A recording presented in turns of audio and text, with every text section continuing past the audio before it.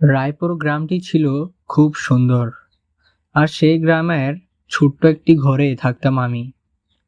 আমার পরিবারের সবাই শহরে থাকতো, কিন্তু আমি এত সুন্দর জায়গাটা ছেড়ে যেতে পারিনি।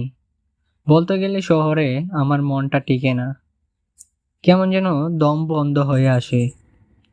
গ্রাম আমার খুবই ভালো লাগে, তাই গ্রামে একটি অটো চালিয়ে আমার জীবন চালাচ্ছিলাম। আমি দিনের বেলায় তেমন একটা অটো চালাতাম না, তাই সারাদিন বাড়িতেই থাকতাম। সন্ধ্যা হতেই আমি অটোটা নিয়ে বের হয়ে যেতাম, কারণ প্যাসেঞ্জার থেকে ভাড়াটা একটু বেশি নেওয়া যেত রাতের বেলায়। তাই দিনে অটো বেশি চালাতাম না। একদিন হঠাৎ গ্রামের বন্ধু ফয়সাল আমার বাড়িতে আসে। আরে ফয়সাল যে, এই অবেলায় হঠাৎ আমার বাড়িতে? বাজার থেকে আসছিলাম, ভাবলাম আসার পথে যাওয়ার সময় তোকে কথাটা বলেই যাই। তাহলে শোন, কাল আমার শ্বশুর বাড়িতে যাব, তাই ভাবছি তোর অটো দিয়ে যাব। কি বলিস এইসব? একটু জানালিও না। যাই হোক, বিয়ে যেহেতু করে ফেলেছিস, ভালো কথা। তো তোর স্ত্রীর বাবার বাড়ি কোথায়? শ্বশুর বাড়ি নন্দনপুর। তার সাথে অনেক বছর আগে থেকেই আমার পরিচয়, তাই হঠাৎ করেই বিয়ে করে ফেলেছি, কাউকে জানাতে পারিনি। আর শোন, কাল সকাল সকাল চলে আসিস। আমি তাহলে এখন যাই। এই কথা বলে ফয়সাল চলে যায়। রাত অনেক হলো, যাই খাবারগুলো খেয়ে অটো নিয়ে একটু বের হই। এই কথা ভাবতেই মনে পড়ল, আরে কাল তো সকাল সকাল ফয়সালকে নিয়ে তার শ্বশুর বাড়িতে যেতে হবে। আজকে তাহলে তাড়াতাড়ি খেয়ে ঘুমিয়ে পড়ি, না হলে আবার সকাল সকাল ঘুম থেকে উঠতে পারবো না। সেই রাতে অটো নিয়ে আর বের হইনি। খেয়ে দিয়ে তাড়াতাড়ি ঘুমিয়ে পড়ি। সকাল হতেই ঘুম থেকে উঠে অটো নিয়ে বের হই ফয়সালের কাছে যাওয়ার জন্য।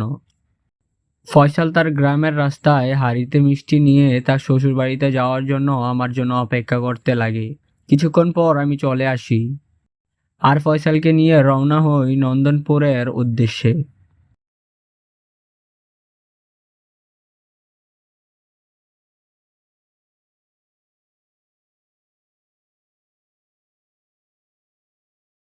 তোকে তো দেখছি এক হাঁড়ি মিষ্টি নিয়ে তোর শ্বশুর বাড়ি যাচ্ছিস। তোর শ্বশুর বাড়ি খাবার কি তুই একাই খাবি নাকি আমাকেও খাওয়াবি? এমনিতেও তোর বিয়ের খাবার খেতে পারিনি। হ্যাঁ, অবশ্যই খাওয়াবো, কেন নয়। আর তুই ভালো কথা মনে করিয়ে দিয়েছিস। তুইও চল আমার শ্বশুর বাড়ি, সেখানে গিয়ে পেট ভরে খাবার খেতে পারবি। আর এই সুযোগে আমার শ্বশুর বাড়িটাও দেখে আসবি, কি বলিস? হ্যাঁ, তার বলতে, এই সুযোগে তোর বউকেও দেখে আসতে পারবো, কেমন সুন্দরী বিয়ে করেছিস। হ্যাঁ, তা তো অবশ্যই দেখবি, আর পারলে তোকেও একটা সুন্দরী মেয়ে দেখে ওই গ্রামে বিয়ে করিয়ে দেব।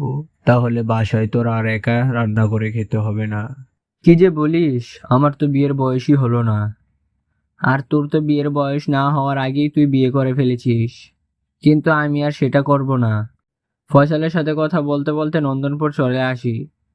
নন্দনপুর গ্রামটি দেখতে আমাদের গ্রামের থেকে কোনো অংশে কম নয়। অটো থেকে নেমে ফয়সালের সাথে রওনা হই তার শ্বশুর বাড়ির উদ্দেশ্যে।